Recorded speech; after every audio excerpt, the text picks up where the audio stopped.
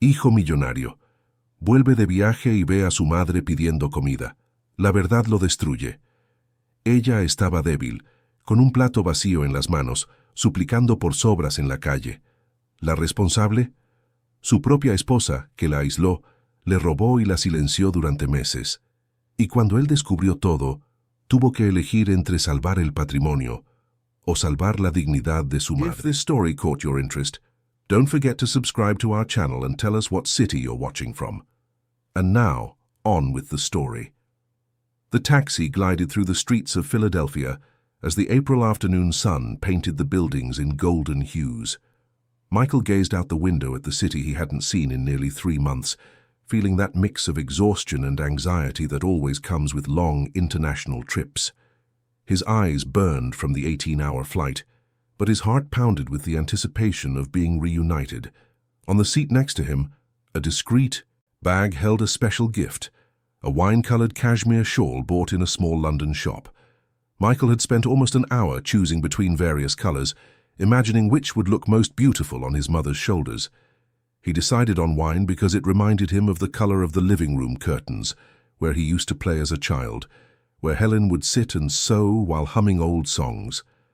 The driver turned left onto the main avenue of the Queen Village neighborhood, and Michael recognized every corner, every tree. There was the bakery where he used to buy warm bread on Sundays. Just after it, the little park where he learned to ride a bike. Everything seemed unchanged, as if time respected this piece of the city that held his most precious memories.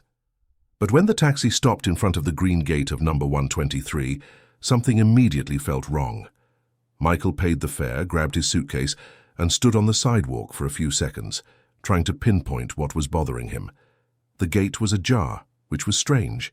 Helen had always been careful about security, and the garden, once impeccable, now displayed withered rose bushes, tall, grass and dry leaves piled up in the flower beds.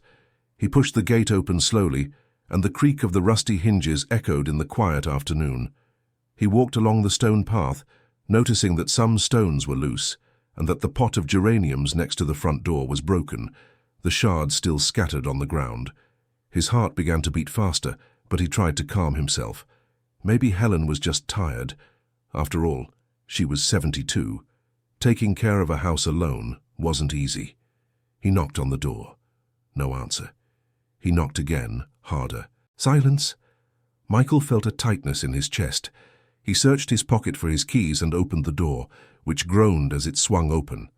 The smell that greeted him was what scared him the most, a mix of mold, dust, and something indefinable, as if the house hadn't been lived in for weeks. The living room was dark, with the curtains drawn. Michael flipped on the light, and what he saw left him paralyzed. The room that had always been organized and welcoming now looked abandoned. There was a layer of dust on the furniture, the rug was stained, and the sofa cushions were thrown about haphazardly. On the coffee table, stacks of unopened mail were piling up. Michael picked up a few envelopes. Electric, water, phone bills, all stamped past due. He walked through the house with slow steps, as if in a nightmare. The hallway leading to the bedrooms was dark. He opened his mother's bedroom door. The bed was unmade, the sheets crumpled. On the nightstand, a half-full glass of water and 2 loose pills. Michael felt his legs weaken. He went to the kitchen, almost running. The scene there was even more disturbing. The sink was full of dirty dishes. The stove had old grease stains. And when he opened the refrigerator, what he saw made him nauseous. Just 3 bottles of mineral water, a piece of bread with visible mold, and an empty container of cream cheese. Nothing else. Absolutely nothing. Michael's hands were trembling as he opened the cabinets. Empty, completely empty. Not a box of cookies, not a can of sardines, not even a single packet of salt. It was as if someone had taken all the food from the house. But why? Why would his mother be living like this? He grabbed his cell phone with shaky fingers and dialed her number. From the other side of the wall, he heard the distinctive ring of the landline. It rang and rang and rang. No one answered. He tried her cell. The call didn't even go through, dropping straight to an automated message saying the device was off or out of the service area. Michael sat down at the kitchen table, trying to take a deep breath, trying to think clearly. Where was his mother? He had talked to Vanessa, his wife, 3 days ago over text. She said everything was fine, that Helen was great, that he didn't need to worry. Vanessa lived nearby in a condo Michael had bought in Rittenhouse Square. She had offered to look after his mother while he was away on business. But this house, this neglect, this empty refrigerator told a very different story. Michael picked up his phone again and called Vanessa. The call rang several times before going to voicemail. Strange. She always answered quickly. He tried 2 more times. Same thing. A noise at the window made him jump to his feet. Someone was tapping on the glass. Michael opened the back door and found a grey-haired woman with a worried expression on her face. It was Lucy, the next-door neighbour, who had lived there for over 20 years. "Lucy, my God, have you seen my mother?" Michael asked, his voice cracking. The woman hesitated, wringing her hands. "Michael, honey, it's so good you're back. I was so worried I didn't know what to do." "What's going on? Where's my mum?" Lucy glanced from side to side, as if afraid of being overheard. "Let's talk inside," she said softly. They sat in the living room and Michael felt each second of silence. Way like lead. The neighbour took a deep breath before she began. "Michael, I didn't want to meddle, you know how it is. You never know if you're doing the right thing or the wrong thing, but I couldn't stay quiet any longer. Your mother, she's not well. She hasn't been well for a while." "What do you mean? Is she sick?" "It's not a sickness of the body, honey. It's something else. Look, about 6-7 weeks ago, I started noticing strange things. First, it was the garden, which was always so beautiful and suddenly became neglected. Then, I started seeing fewer lights on in the house. And your mother, who was always so cheerful, so talkative, she just disappeared. I didn't see her on the porch anymore. Didn't see her going to the market." Michael felt a chill run down his spine. "Please, go on." Lucy wiped away a tear that was rolling down her face. "About 3 weeks ago, I saw her for the first time. It was early in the morning. I was watering my plants, and I heard her front door open. It was your mother, Michael. But I almost didn't recognize her. She was so thin, so pale. Her hair was a mess, her clothes all wrinkled, and she was holding a plate in her hands." "A plate?" "Yes, a regular dinner plate, empty." She came down the steps slowly, like every step hurt, and started walking down the sidewalk. I called out to her, asked if everything was okay, but she just nodded and kept walking. I thought it was strange, but I figured maybe she was going to visit someone. And then? Then I started seeing her more often, always with that plate. She would go from house to house ringing. Doorbells, sometimes no one answered, other times people would open the door and talk to her.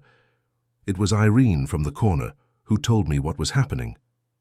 Lucy paused, as if she needed courage to continue. "Your mother was asking for food, Michael. She would knock on doors and ask if anyone could give her a little rice, a piece of bread, anything. Irene was so shocked, she made a whole container of food and gave it to her. But your mother was so embarrassed, apologizing, saying she just needed a little bit, that she didn't want to be a bother." Michael felt his world collapse. The words didn't make sense. His mother asking for food, but he sent money every month, a generous amount, more than enough for her to live comfortably. How was this possible?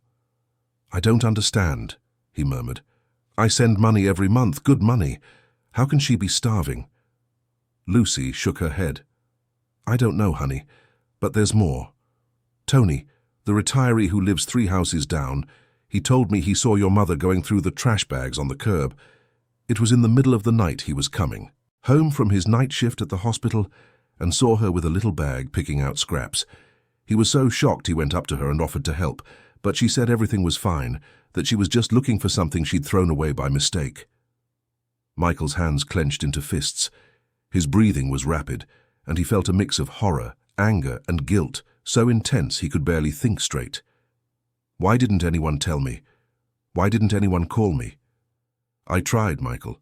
Several times. I called your cell, sent messages, but I could never get through to you. The messages wouldn't even deliver. And when I called your wife, she said you were in important meetings, that she was taking care of everything herself, that your mother was being well looked after, and it was just a phase, that it would pass soon. She said it in such a firm, convincing tone that I thought maybe it was just my imagination, that maybe I was overreacting. Michael shot up, pacing back and forth across the living room. Vanessa, his wife, the woman he'd been married to for 6 years, the woman he trusted, that he loved, who promised to take care of his mother while he was away. What was happening? Lucy, where is she now? My mum. Where is she right now? I'm not sure. Usually this time of day she's walking around the neighborhood. Sometimes she goes to the park. But Michael, she's very weak. Just yesterday I saw her sitting on a park bench just staring into space. Her eyes are so dull, honey. It's heartbreaking. Michael grabbed the bag with the cashmere shawl, which now seemed like a painful symbol of his naivete, and ran out of the house. Lucy followed him, worried.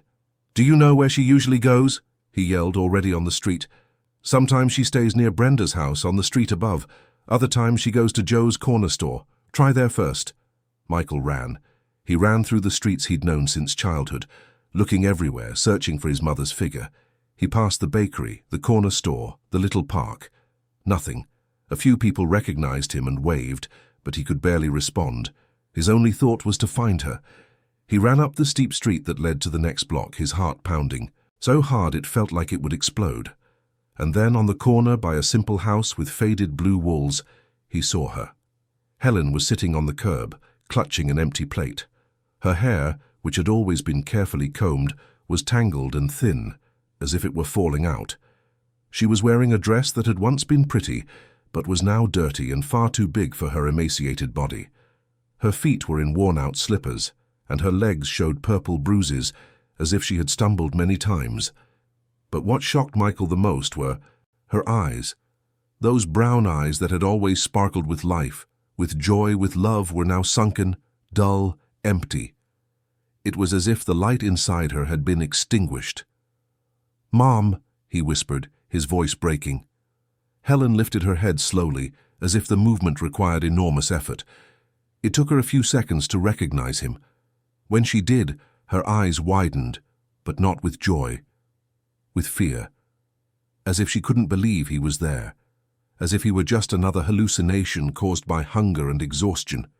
Michael knelt in front of her, holding her fragile shoulders. Tears were already streaming freely down his face.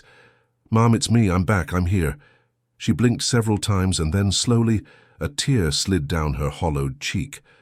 "Michael, is it really you?" "It's me, Mom. It's me." He hugged her carefully, feeling how light her body was, almost weightless, as if she were wasting away. "What happened to you? Why are you like this?" Helen began to cry silently, holding on to her son as if he might disappear at any moment. "I thought you weren't coming back," she murmured. "I thought I'd lost you too." "Too? What are you talking about?" But she just shook her head, unable to speak.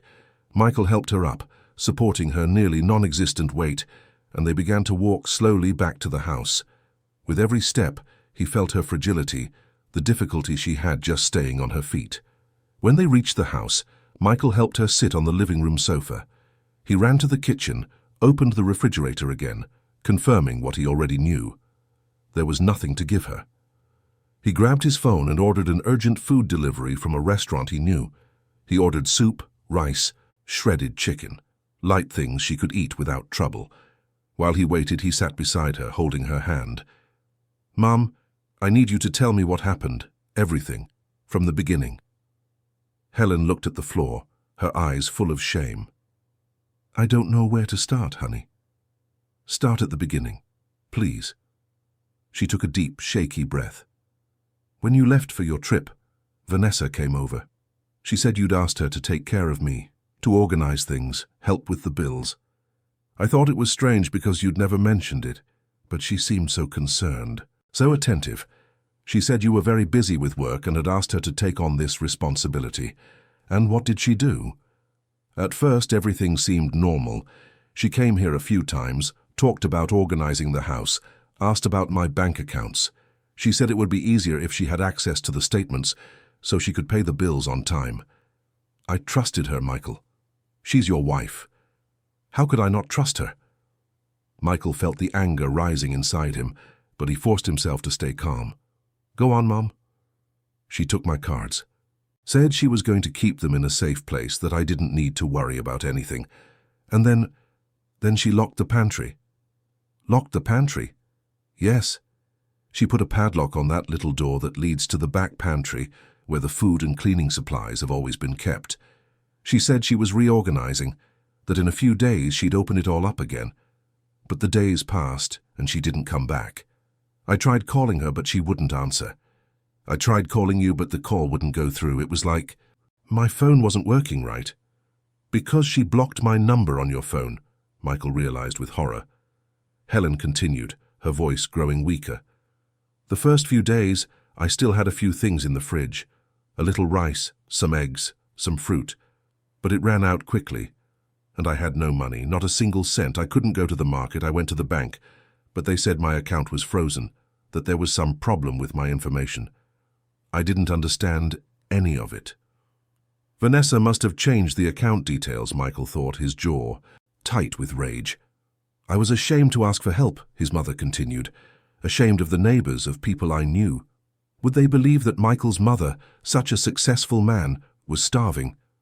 I couldn't believe it myself.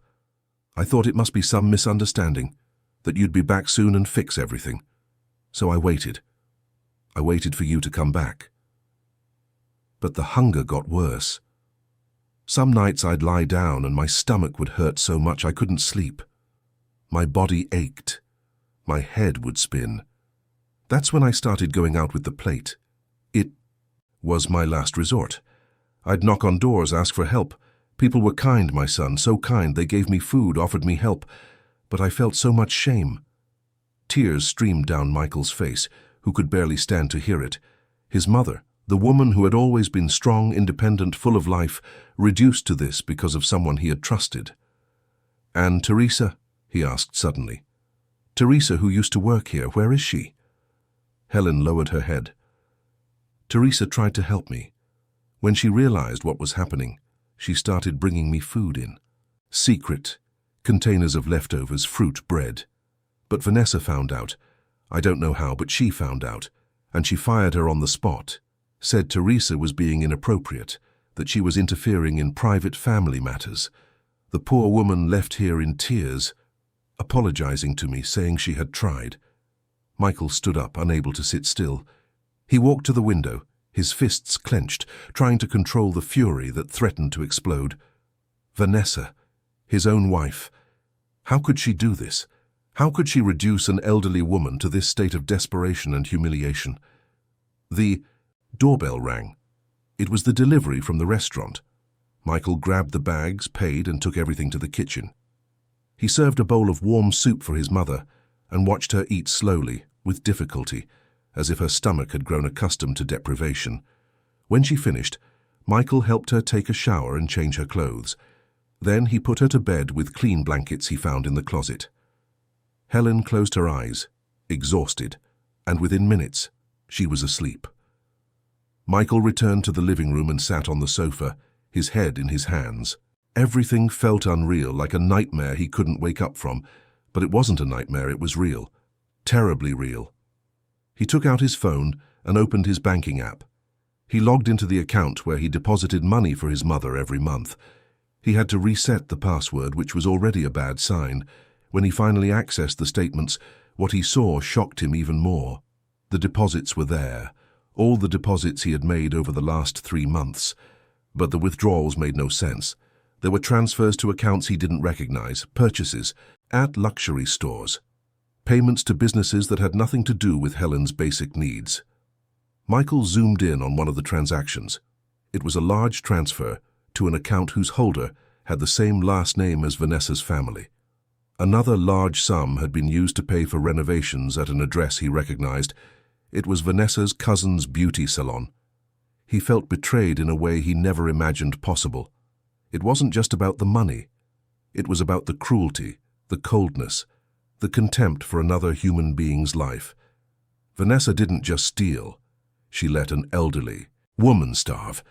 She let Helen beg for food on the streets. She isolated her from her son, blocked any form of communication, and watched it all happen without a shred of remorse. Night had already fallen when Michael finally got through to Vanessa. She answered on the third try, her voice calm and controlled. "Hey, honey, you made it?" Michael took a deep breath, trying to control his voice. "I'm at my mom's house. I need to talk to you, now." "Oh, good. Glad you got in okay. Look, I'm a little busy right now. Can I call you back later?" "No, you're coming here now, Vanessa, now." There was a pause on the other end of the line.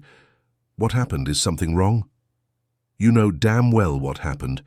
You either come here now or I'm coming to you, and I promise you don't want me showing up where you are." Another silence. "Okay, fine, I'll be there. Give me half an hour." She hung up. Michael put his phone away and went back to the room where his mother was sleeping. He sat in the chair beside the bed and stayed there, watching her fragile face, her thin hands resting on the blanket. He promised himself he would never let this happen again. Never. 35 minutes later, he heard a car pull up in front of the house, firm steps on the stone path. The doorbell rang. Michael went to the door and opened it. Vanessa stood there, impeccable as always. Perfectly styled hair, flawless makeup, expensive clothes. She walked in with a smile that didn't reach her eyes. "Hey, honey. Wow, the house is a bit of a mess, huh? Your mom's been letting things go a little." "Where's the money, Vanessa?" Her smile faltered. "What do you mean?" "The money I sent every month for my mom. Where is it?" She crossed her arms, defensive. "I used it to take care of her, obviously. Bills, food, medicine, things like that." Michael took out his phone and showed her the screen with the bank statements. "Want to try that again?" Vanessa's face hardened.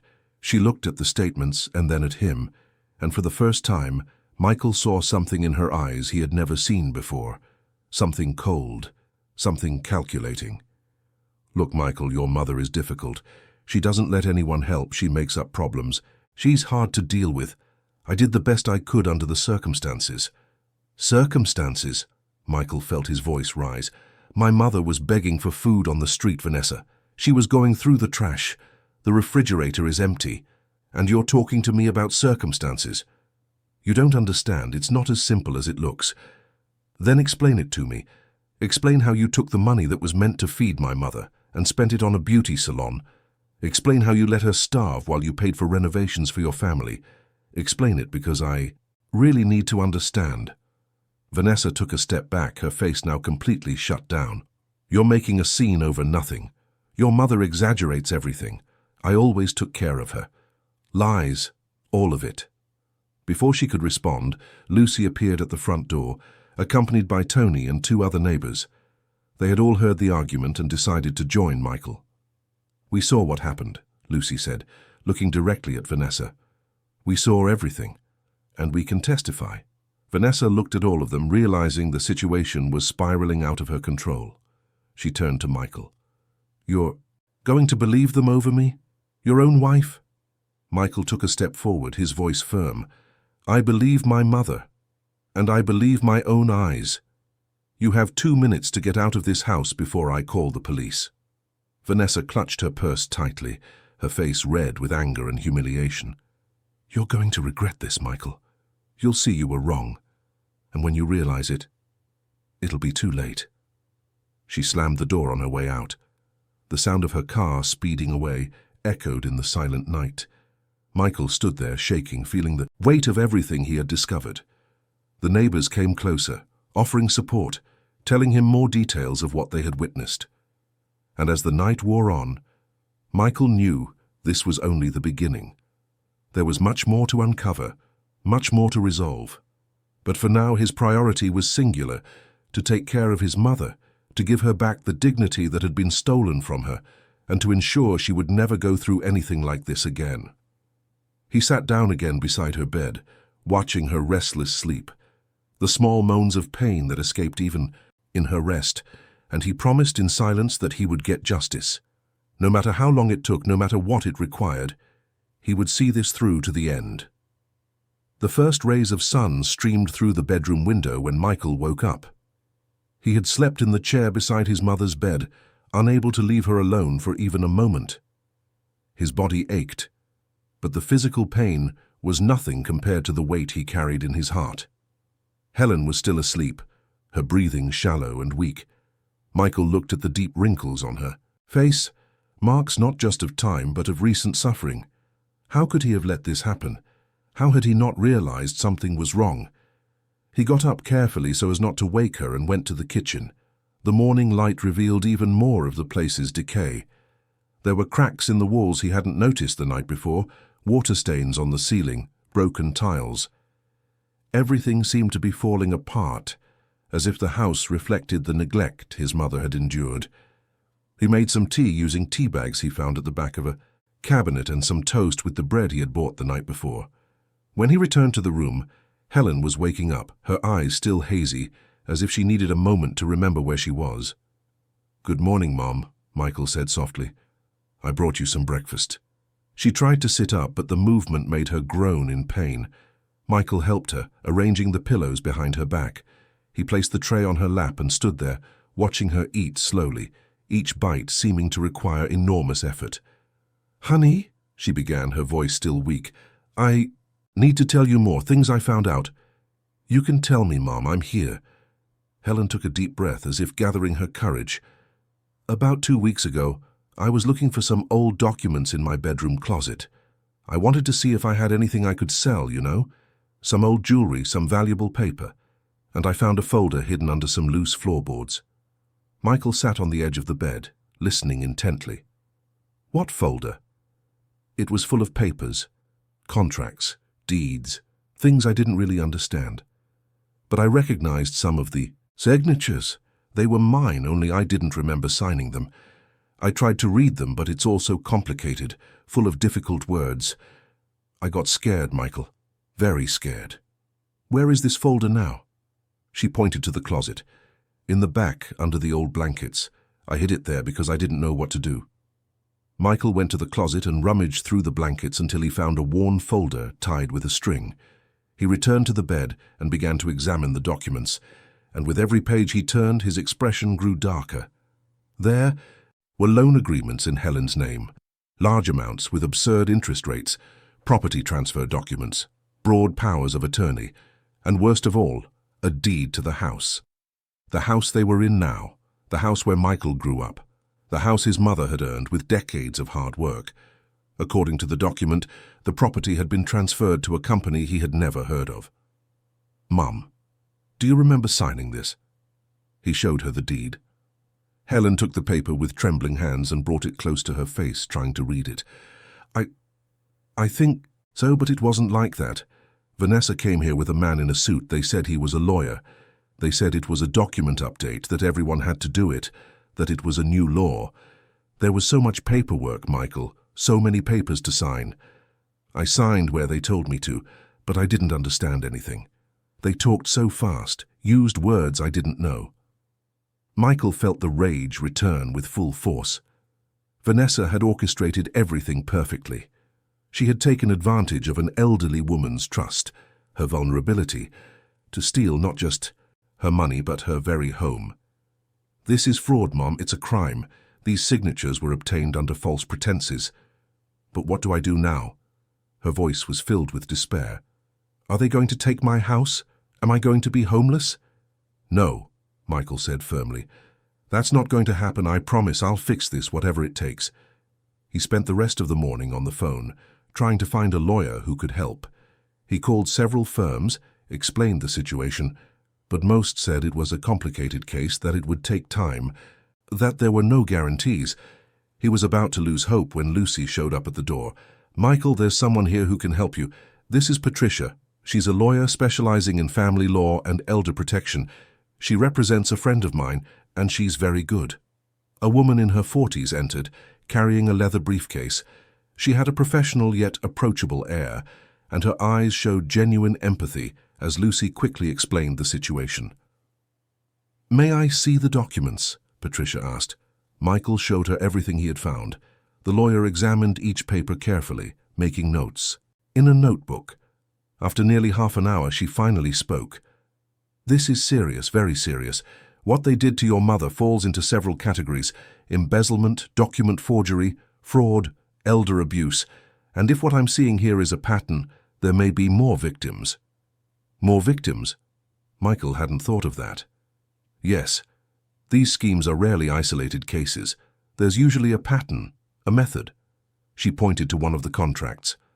Look here, the name of this accounting firm that brokered the transfer. I've seen this name before in other similar cases, and this company the house was transferred to is one of several that appear in these scams. How does it work? Michael asked. Patricia sat down and began to explain. There are groups, sometimes even family networks, that identify vulnerable seniors, people who live alone, who have assets, who are somewhat confused by paperwork. They gain these people's trust, often through family members, and gradually take control. First, it's help with finances. Then, it's total control. They get power of attorney, take out loans in the senior's name, transfer properties, and the victim only realizes it when it's too late. And can it be reversed? Michael's voice was tense. It can be, yes, especially if we can prove that your mother was coerced or deceived, that she wasn't fully aware of what she was signing. Her age, her health condition, the fact that she was isolated. All of that works in our favor. But we need to act fast. What do I need to do? First, we're going to file a police report. Then, I'll file for an injunction to freeze any transactions involving your mother's assets.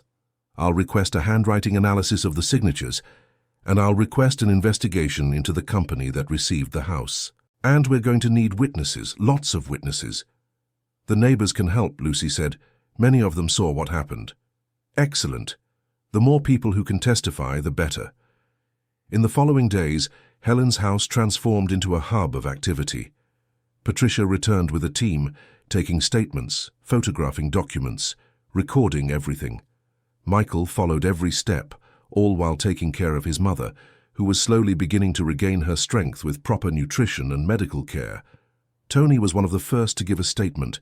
He recounted in detail the day he saw Helen going through the trash, the look of shame on her face, how she tried to hide what she was doing. Irene spoke about the times Helen knocked on her door asking for food, always apologizing, always saying she just needed a little bit. But it was the testimony of Teresa, the former housekeeper, that brought even more disturbing revelations. Michael managed to track her down through an acquaintance and asked her to come speak with the lawyer. Teresa arrived nervous, wringing her hands, but when she saw Helen, her eyes filled with tears. The two hugged for a long time, and Michael realized how much this simple woman had cared for his mother. "You can tell us everything, Teresa," Patricia encouraged. "You won't get in any trouble for telling the truth." Teresa took a deep breath and began. "I worked here for 5 years. Helen was always so good to me, treated me like family. When Michael traveled and his wife started showing up, at first I thought it was a good thing. I thought Helen would have company, that she wouldn't be alone. But then things changed. Vanessa started giving orders, moving things, changing everything. And she was always asking about money, about bills, about documents. One day I was cleaning the office and I heard her on the phone. She was talking to someone about Helen's assets, about how much the house was worth, about investments, and she was laughing while she talked." Teresa wiped away her tears. "Then less food started showing up. I'd go to do the shopping and she'd say it wasn't necessary anymore, that she would take care of it herself. But the food never appeared. The fridge got emptier and emptier. I started bringing things in secret, meals I made at home, fruit I bought, with my own money. I'd leave them for Helen when Vanessa wasn't around." "But she found out, didn't she?" Michael asked. "She found out. Called me a meddler, said I was overstepping my bounds, that the family had its own ways of providing care. Fired me on the spot, without even paying me properly. And she threatened me. Said if I told anyone anything, she'd make sure I'd never work again. She'd say I stole things from the house." Teresa turned to Michael. "I'm so sorry. I'm so sorry I didn't do more, that I didn't find you, that I didn't report it. I was scared. I have kids. I need to work, and she threatened me so badly." "You did what you could," Michael said, "and your help now is very important." With all the statements collected, Patricia began to build the case. But during the investigation, they discovered something even more shocking. The company to which the house had been transferred had direct ties to Vanessa's family. The nominal owner was her cousin, but digging deeper, they found he was just a front. The person who really controlled the company was Vanessa's uncle, a man with a history of fraud lawsuits. And there was more. The accounting firm that had brokered the transactions was involved in other similar cases. Patricia started connecting the dots and uncovered at least 6 other families who had gone through similar situations in the last 2 years. Seniors who had their homes transferred, loans taken out in their names, accounts emptied. One afternoon, while Michael was in the kitchen making lunch for his mother, Patricia arrived with a serious expression. "Michael, we need to talk. I found something very concerning." They sat at the living room table and she opened a folder full of documents. "Look at this. These are reports I got with the help of a private investigator. The network is much larger than we imagined. There are at least 10 more cases we're managing to map out. And they all have the same pattern.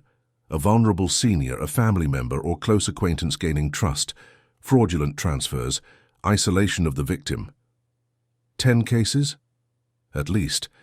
And there are probably more we haven't discovered yet. The scheme works because the victims are ashamed, they're scared, or they simply don't know who to turn to. Many stay silent until it's too late." Michael felt a shiver. His mother could have been just another statistic, another silent victim. If he hadn't come back when he did, what would have happened? How much longer would she have survived in those conditions? What do we do now? Now we expand the investigation. I'm going to contact the district attorney's office. I'm going to bring them all these cases. This isn't just about your mother anymore, Michael. It's about a criminal enterprise that needs to be dismantled. In the following weeks, things began to move quickly. The story started to leak to the local press. An investigative reporter from a Philadelphia newspaper heard about the case and approached Michael for an interview. He hesitated at first, but Patricia advised him to accept. "Public exposure can help," she said. "It will pressure the authorities to act, and it will encourage other victims to come forward." The article was published with the headline, "The Silent Theft, Seniors Fall Victim to Family Fraud in Philly." It didn't use full names, but it told Helen's story in enough detail to shock readers. The reaction was immediate. Michael's phone wouldn't stop ringing. People who had gone through similar situations, family, members seeking help, journalists wanting more information. The story was spreading on social media, being shared thousands of times.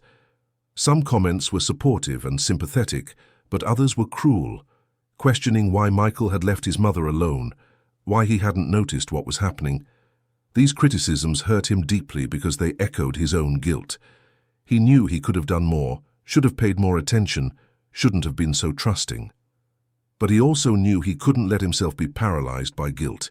He had to keep moving forward for his mother and for the other victims. One day, as he was leaving the supermarket with groceries for his mother, he was approached by a woman on the street. She was holding her phone with the article open on the screen. "Are you Michael? Helen's son?" "Yes, ma'am, I am." The woman started to cry. "My father went through the same thing. My sister-in-law did the same thing to him. Took everything, left him with nothing. He died 6 months ago, and I could never prove anything. No one believed me. They said I was making up stories because of the inheritance." Michael's heart ached. "I'm so sorry, truly. But now, seeing your story, seeing that I'm not alone, I'm going to fight again. I'm going to reopen the case. It won't bring my dad back, but at least I'll get justice for him." She hugged Michael, thanked him, and left. That encounter affected him deeply. He realized that his decision to make the case public, to face the exposure and criticism, was helping other people find their courage. But the exposure also brought negative consequences. Michael started receiving anonymous, threatening messages. Some told him to stop making a scene, that he was tarnishing an honest family's reputation, that he would regret it. Others were more explicit, threatening lawsuits for defamation, threatening violence. One night, returning home after a meeting with the lawyer, Michael noticed he was being followed. A black car kept its distance, but was clearly tracking his movements. He sped up and the car sped up too. He managed to get home and quickly went inside, locking the door. The car remained parked out front for a few minutes before driving away. He called the police and filed a report. Patricia recommended he install security cameras and take extra precautions. The situation was escalating, and there, were people willing to intimidate him into giving up. But Michael wasn't going to give up. Every threat only strengthened his resolve. He went back to his mother's house, where he now spent every night. Helen was visibly better physically, gaining weight, getting her color back. But emotionally she was still fragile, waking up in the middle of the night from nightmares, trembling at noises in the street. One morning she was sitting on the porch when Lucy appeared with another elderly woman Michael didn't know. "Michael, this is Carmen. She lives 3 streets over and heard about your case. She has something to tell you." Carmen sat down, her hands trembling. "My grandson did the same thing to me, said he was going to help me with my finances, made me sign papers, and in the end I found out my savings of 40 years were gone. When I confronted him, he called me senile, said I was making things up, that nothing ever happened. My own family believed him, not me. I was left alone, with nothing." "Did you report it?" Michael asked.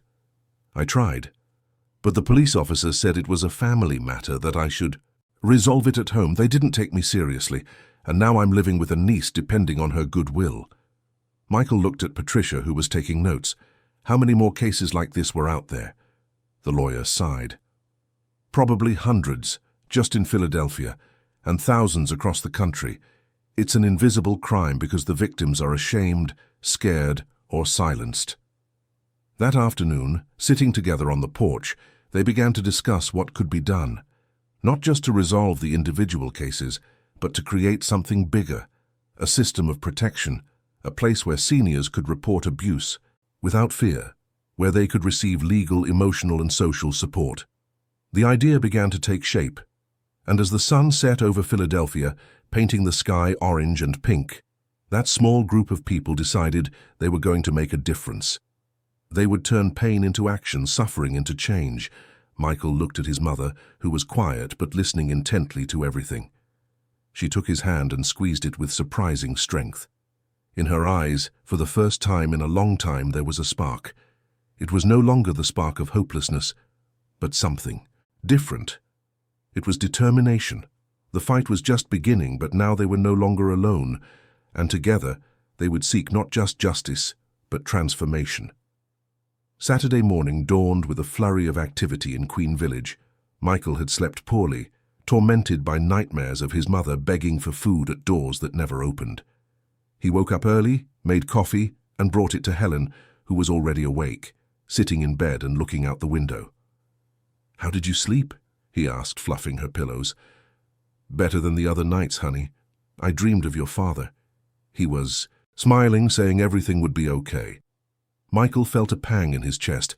His father had passed away 10 years ago from heart complications. He had always been a hard-working, honest man who built that house brick by brick. If he were alive, none of this would have happened. "Everything will be okay, Mom, I promise." He was finishing his coffee when the phone rang. It was Patricia, and her tone was urgent. "Michael, I need you to come to my office now. We have a situation." "What kind of situation?" "It's about the beauty salon, the one that was renovated with your mother's money. I've discovered something important." An hour later, Michael was in the lawyer's office in downtown Philadelphia. She was surrounded by documents, her laptop open to financial spreadsheets. "Look at this," she said, turning the screen toward him. "I got access to the salon's construction records. The renovation cost exactly the amount that was withdrawn from your mother's account over the last 3 months. And there's more. The salon is registered in Vanessa's cousin's name, but the bank account where the money goes has Vanessa as a co-owner. So she's profiting directly from the business," Michael concluded. "Exactly. And legally we have a direct link between the misappropriation of funds and her personal gain. This strengthens our case immensely. What's the next step?" "A public confrontation. I'm going to the salon with you, a court officer, and if you want, some of the neighbors who witnessed what happened to your mother. We're going to demand that she return the money and sign a statement of responsibility. If she refuses, we escalate the legal action." Michael took a deep breath. The thought of confronting Vanessa again made him tense, but he knew it was necessary. "Will this work?" "It will get attention, and sometimes that's what we need. Public pressure can work wonders where the justice system is slow." They agreed to go on Monday morning, during the salon's busy hours. Patricia contacted a court officer she knew, explained the situation, and he agreed to accompany them unofficially just to witness what happened. Over the weekend, Michael tried to maintain a normal routine with his mother. He took her to the doctor, who was alarmed by her severe malnutrition and prescribed vitamins and a specific recovery diet. They went grocery shopping together, and Helen cried seeing the cart full of food, something so simple she had been deprived of for so long. On Sunday night, while they were watching a TV show, Helen took her son's hand. "Michael, I want to go with you tomorrow, to the salon." "Mom, you don't have to. It could be hard for you." "That's exactly why I need to go. I need to look her in the eye. I need her to see what she did to me." Michael hesitated, but he saw the determination in his mother's eyes. "Okay, we'll go together." On Monday at 10 in the morning, a small group gathered in front of Pure Beauty, a salon located on a busy corner in Center City. It was a large establishment with a modern all-glass facade, a luminous sign, and sophisticated decor. The contrast with the situation Helen had endured was obscene. Present were Michael, Helen, Patricia, the court officer, Lucy, and Tony. Before going in, Michael knelt beside his mother, who was in a wheelchair they had rented to make it easier for her to get around. "Are you sure about this, Mom?" She nodded, her eyes fixed on the salon's entrance. "I'm sure." They all entered, together. The salon was bustling, with several clients being attended to. The ambient music stopped abruptly as they noticed the group walking in. The employees looked on with curiosity, some already recognizing Michael from photos on social media where the story had begun to circulate. Vanessa was at the back of the salon working on the computer at the cash register. When she looked up and saw the group, her face went pale. She stood up quickly, trying to compose a neutral expression. "What are you all doing here? This is private property." Patricia stepped forward, holding a folder of documents. "I'm Helen's attorney. We're here with a settlement proposal. Can we speak privately?" "I have nothing to talk about. I've already said I did nothing wrong." That's when Helen spoke up, her voice still weak but firm. "You let me starve, Vanessa. You let me beg for food on the street. You took my money and built this place." The entire salon was now silent. The clients watched the scene with shocked expressions. One of the younger employees started recording with her phone. Vanessa noticed, and her mask of control began to crack. "This is ridiculous. You're senile. You don't know what you're talking about. I always took care of you." "Lies," Michael said, his voice hard. "We have proof. Bank statements, witnesses, documents. You embezzled the money that was meant to care for my mother and used it to renovate this salon. You padlocked her pantry. You isolated her, blocked my number on her phone, and prevented any communication." One of the clients, a white-haired lady, stood up from the chair where she was being attended. "Is this true?" she asked, looking at Vanessa. "Of course not. He's making up stories because our marriage is over, and he wants to hurt me." Tony stepped forward. "I saw it with my own eyes. I saw Helen going through the trash looking for food. I saw her knocking on doors asking for help. It's not made up. It's the truth." Another client spoke up. "I read about this in the paper. There was an article last week. Is this you? Is this the story?" Michael nodded. "It is. And it's not just about my mother. There are other victims, other families who have gone through the same thing." Vanessa was visibly nervous now, her hands shaking. "You all need to leave. You're harassing my business. I'm calling the police." "Go ahead and call them," Patricia said calmly. "In fact, they're already aware of the case. We have a lawsuit pending, but I'm here to offer a settlement. If you return the money you took from Helen and sign an agreement promising not to approach her again, we can consider not pursuing some of the charges." "Never. I didn't steal anything. That money is mine by right. I took care of that house. I put up with that old woman complaining about everything." Helen closed her eyes, tears streaming silently down. Her face.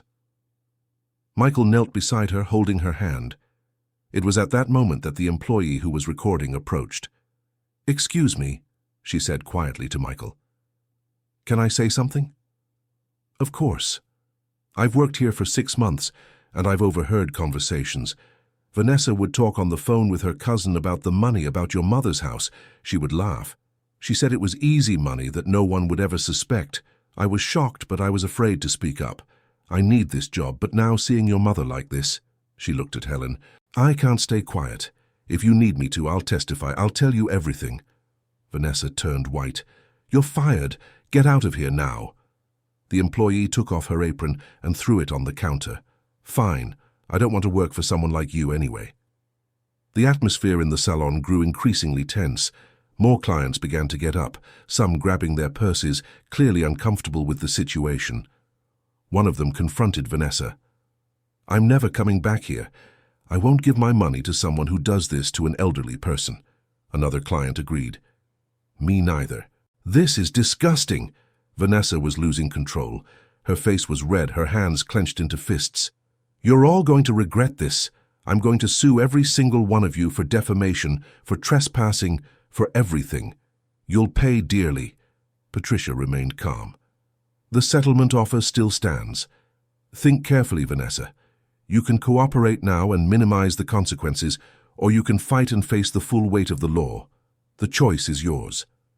Vanessa looked around, seeing the clients leaving, seeing the employees whispering among themselves, seeing her carefully constructed world crumbling.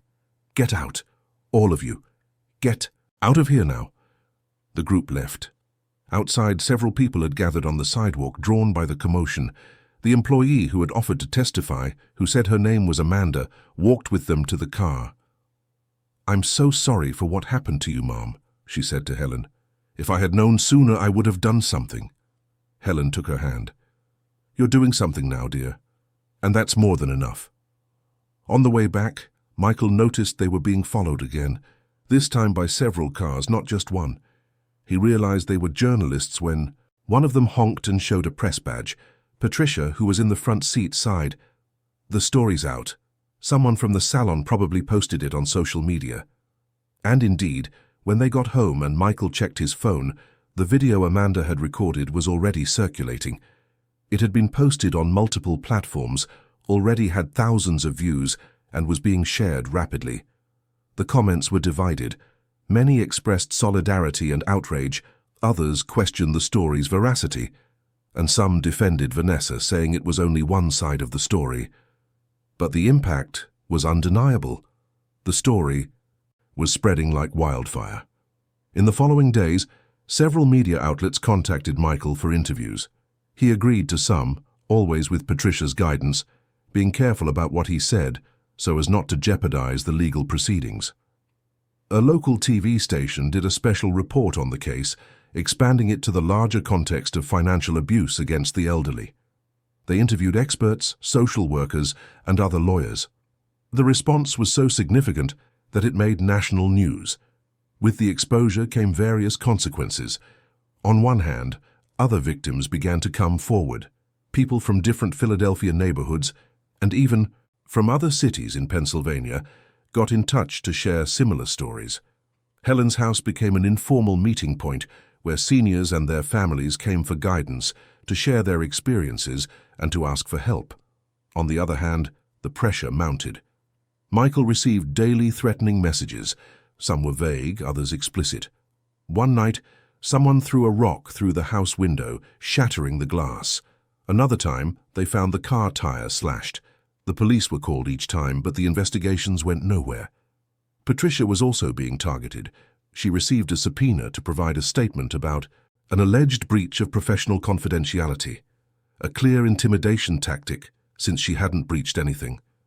Her office was the target of an attempted break-in, but the alarm system worked and the intruders fled before anything was taken. One afternoon, as Michael was in the kitchen preparing lunch, he heard raised voices in the living room. He ran in to find a strange man arguing with Lucy, who was blocking the doorway. "Who are you?" Michael asked. The man in a dark suit and with an aggressive posture turned around. "I'm an attorney for Miss Vanessa's family. I'm here to serve." "You with a notice. You are being sued for defamation and emotional distress for the sum of $500,000. Michael took the envelope the man held out. "Go ahead and sue. We're not backing down." "You're making a mistake." My client is willing to resolve this amicably, but if you continue with this smear campaign, you will regret it. Smear campaign? We're telling the truth. We have proof. Proof that can be contested. Documents can be interpreted in many ways. And the word of a confused old woman against that of a respected businesswoman? You should think carefully about what you're getting into. The man left, leaving a heavy atmosphere in the air. Michael read the notice and immediately called Patricia, who responded calmly. We expected this. It's an intimidation tactic, don't worry. We'll respond accordingly. But $500,000, Patricia. It's an absurd amount they know won't hold up. They want to scare you into giving up. But we're not giving up, right? Right, Michael agreed, though the fear was there, gnawing at him. In the following days, the story took on even greater dimensions. A national investigative journalism program decided to do a special feature on the case. The crew spent a week in Philadelphia, interviewing everyone involved, gathering testimonies and investigating the scheme. When the program aired in prime time, it brought bombshell revelations. The journalists had discovered that the scheme involved not just Vanessa's family, but a larger network. There were at least 15 documented cases in Pennsylvania alone, all with the same pattern: vulnerable seniors, appropriation of assets through fraudulent documents, isolation of the victims, and connections to the same accounting and law firms. The program showed interviews with other victims, their faces blurred to protect their identities, but their stories were devastating. An 80-year-old man who lost a farm that had been in his family for 3 generations. A woman whose pension was siphoned off by her own daughter for 2 years.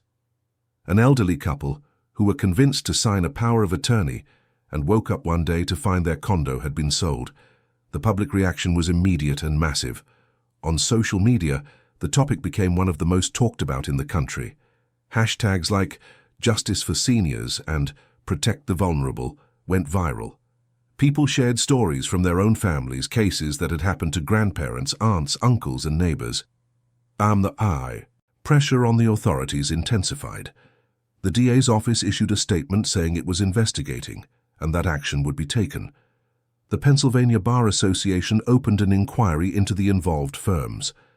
The Pennsylvania General Assembly announced the creation of a special committee to study the problem and propose changes to legislation.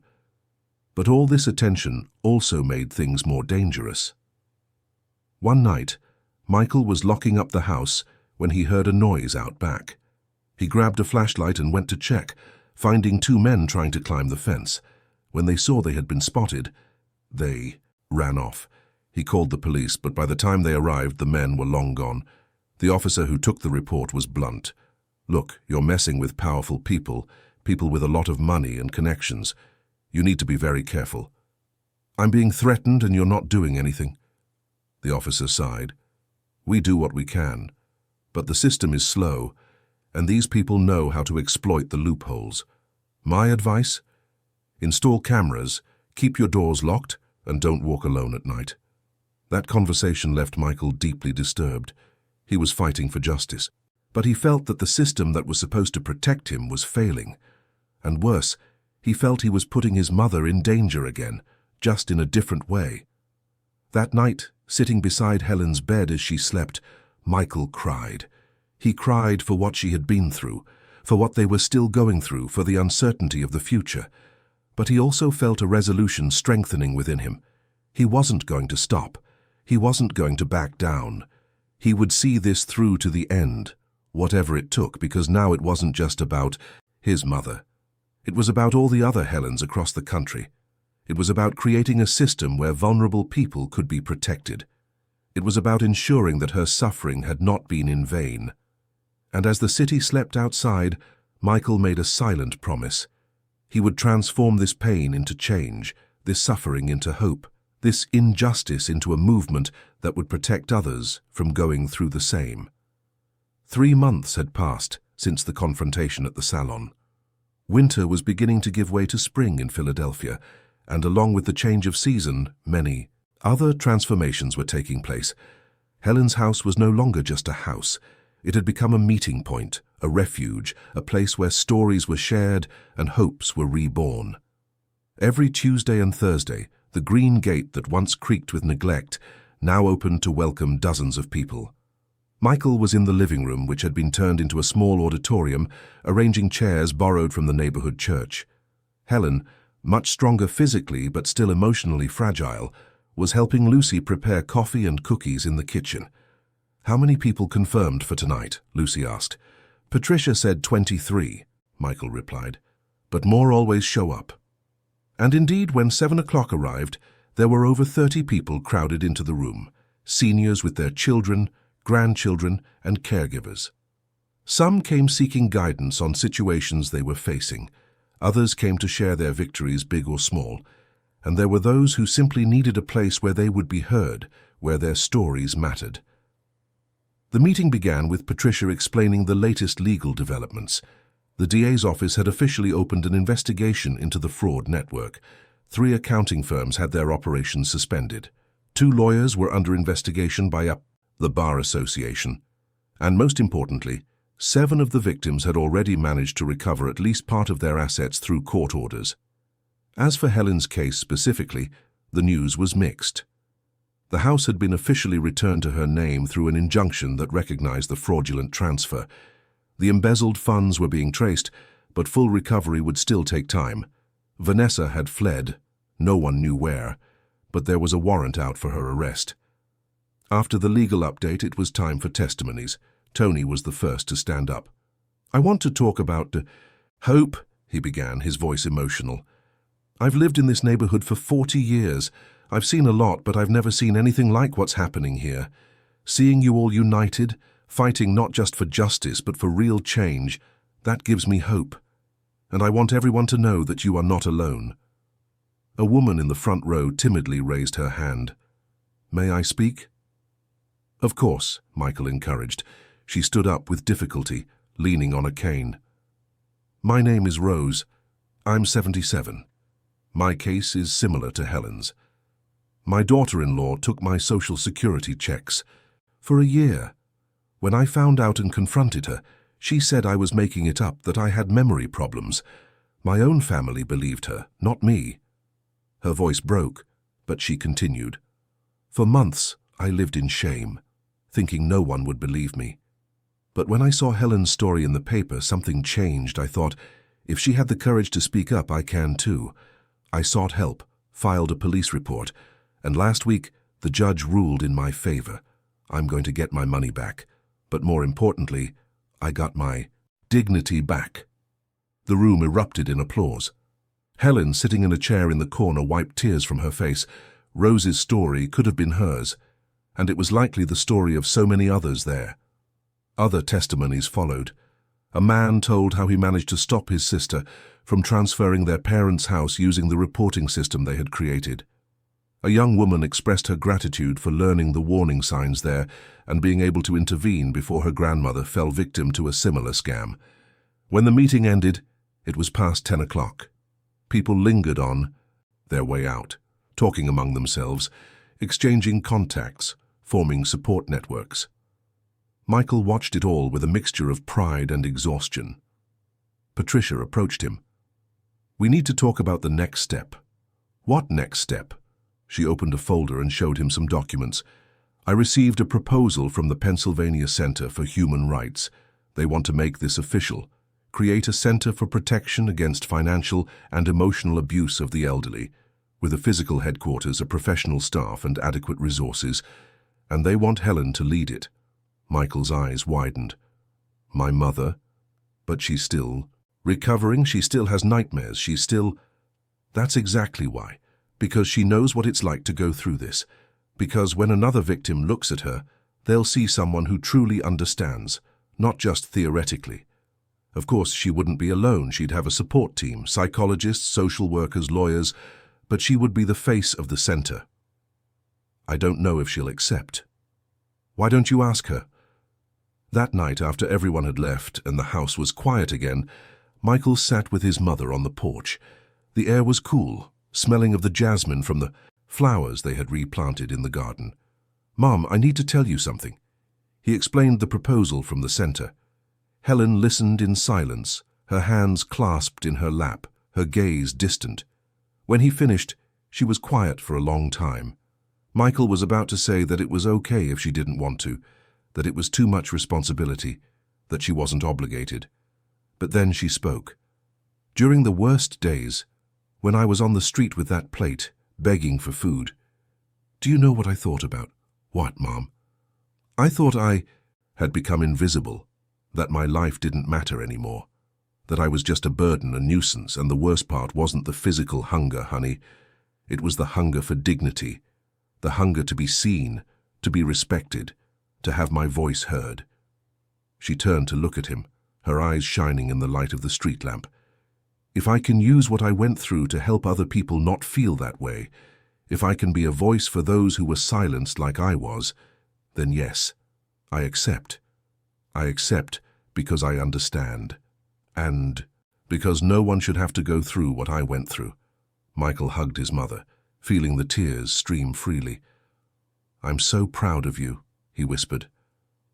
In the following months, the project took shape. The center rented a large space in downtown Philadelphia and began renovating it. Helen participated in every decision, from choosing the wall colors to organizing the spaces. She wanted it to be welcoming, a place where people would feel safe.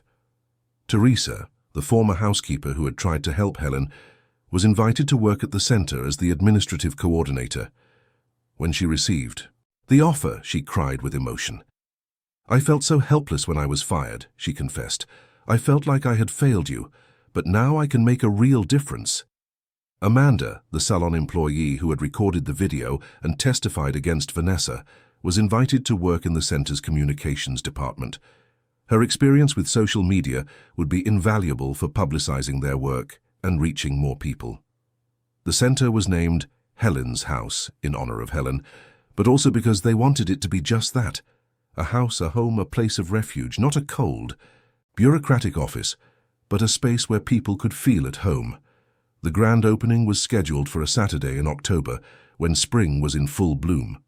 Over 200 people attended. There were representatives from the state and city governments, city council members, state representatives, human rights organizations, journalists, and most importantly, dozens of seniors and their families. Helen was nervous when it was her turn to give the opening speech. Michael held her hand as they walked up to the small stage set up in the main hall. She looked out at the crowd, took a deep breath, and began to speak. Her voice was shaky at first, but it grew stronger. My name is Helen Maria Smith. I am 73 years old, and 6 months ago I was on the street with an empty plate in my hands, begging for food. Her voice broke, but she continued. Not because I didn't have a family, not because I didn't have money, but because someone I trusted decided that my life didn't matter. The silence in the room was absolute. All eyes were fixed on her. I felt shame. I felt fear. I felt that I had become invisible, and for a long time I thought I was the only one going through this, but I wasn't, and I'm not. There are thousands of people like me, people who are silenced, controlled, and exploited by those who should be caring for them. She paused, wiping away tears. But I was lucky. My son came back in time. I found good people who helped me. I had access to justice. Many don't have that luck, and it's for them that this center exists, so that no one has to feel what I felt, so that every voice is heard, every story matters, and every life has value. The applause was long and emotional. Many people were crying openly. After the speech, Helen was surrounded by people wanting to hug her, thank her, and share their own stories.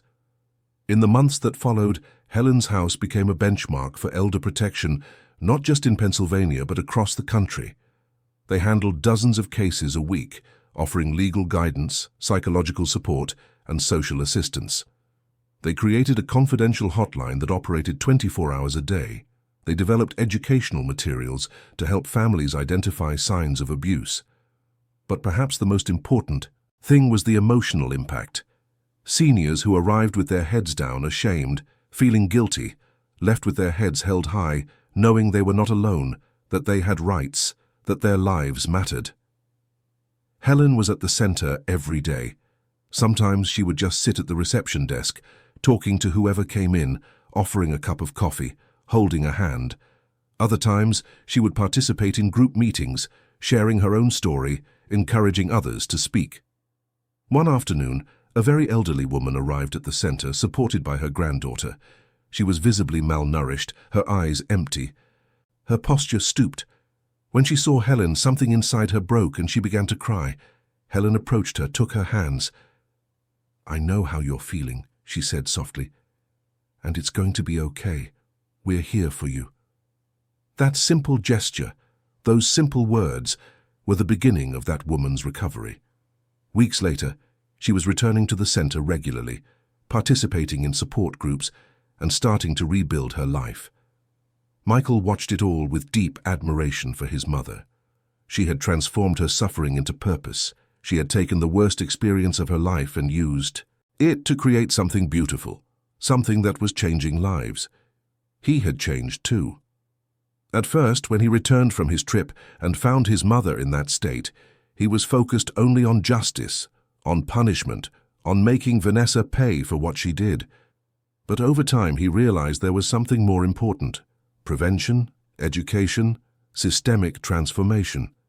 He quit the job that required so much travel and opened a consulting firm in Philadelphia, where he could work locally and be present. Not just for his mother, but because he had learned that presence matters, that it's not enough to send money, not enough to call once a week. You have to be there, attentive, involved.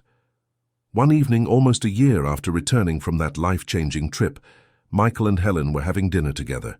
They had developed a routine. He would cook, she would set the table, and then they would eat and talk about their day. "Honey," she said suddenly, "I need to thank you." "Thank me?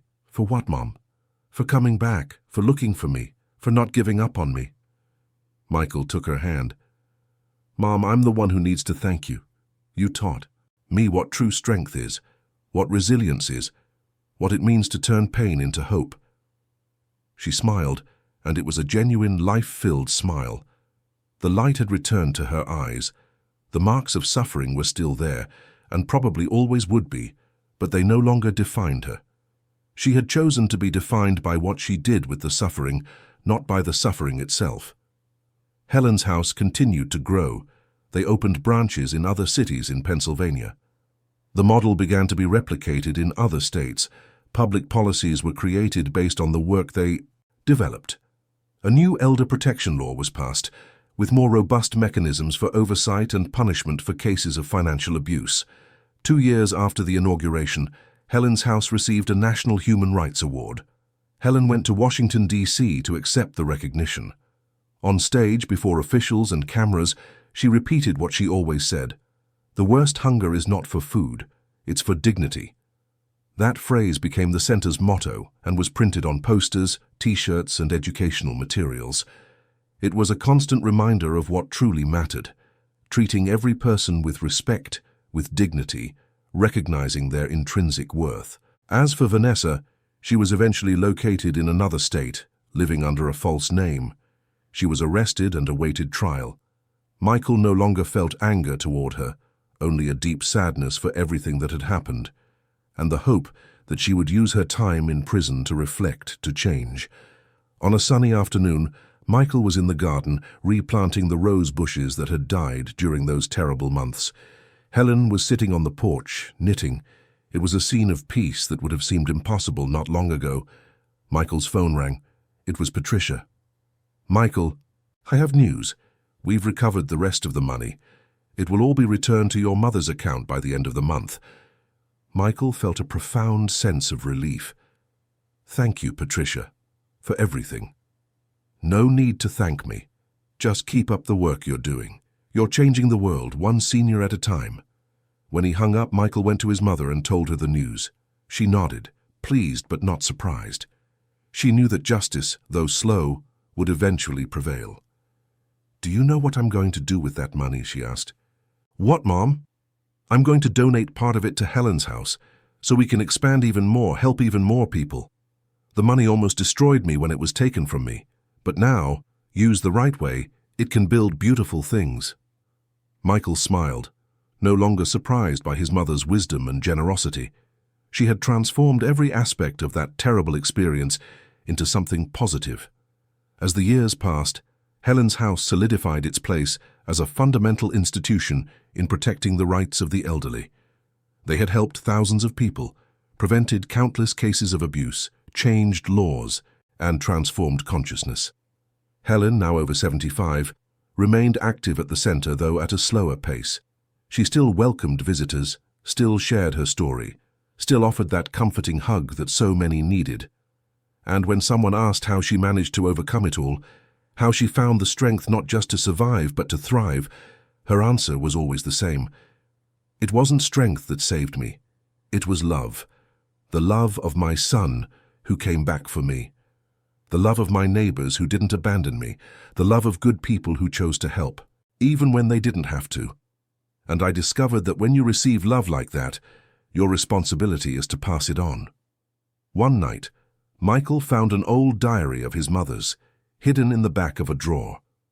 It was the diary she had kept during those terrible months, recording her pain, her fears, her despair. He hesitated before opening it, but when he did, he also found something unexpected. On the last few pages, written after her recovery, Helen had made new entries. They were no longer records of pain, but of gratitude. A list of people who had helped her, reflections on the meaning of adversity, plans for the future, and on the very last page, written in neat script, "I was reduced to nothing, but in that nothing I found everything that truly matters. It's not the things we own that define us, but the love we give and receive. I was broken, but in being rebuilt, I became stronger. And now I use that strength to protect others from being broken as I was." Michael closed the diary with tears in his eyes. His mother, the woman he had found on the street with. An empty plate had become a beacon of hope for thousands, not in spite of her suffering, but because of it. And as the city of Philadelphia bustled on outside, inside that simple house with the green gate was something precious, living proof that it's possible to transform the worst experiences into opportunities for growth, that vulnerability can become strength, and that a voice, even when it has been silenced, can echo again with enough power to change the world. Helen's story wasn't just about survival. It was about transformation. It was about refusing to be defined by the worst thing that happened to her and choosing to be defined by the best thing she did with it. And that choice, repeated every day at Helen's house by every person who found the courage to speak, to report, to rebuild, was creating a reality where seniors no longer had to live in fear, where vulnerability was not weakness, where every life, regardless of age, was valued and protected. Because in the end, Helen's greatest victory wasn't getting her house or her money back. It was getting her voice back, and using that voice to ensure that others would never lose theirs. End of story. Hey everyone, we hope the story of Helen and Michael touched your hearts deeply. If you were moved by this journey of pain, resilience, and transformation, please hit that like button, subscribe to our channel, and tell us in the comments what stood out to you the most. Do you know a similar story? Have something to share? Every day we bring you intense stories like this one, revealing the deepest side of the human soul, making us reflect on family, dignity, and the incredible strength that exists within each of us. We'll see you in the next episode, where we'll continue to explore stories that transform, move, and make us believe in the human capacity to rise from the ashes. See you soon.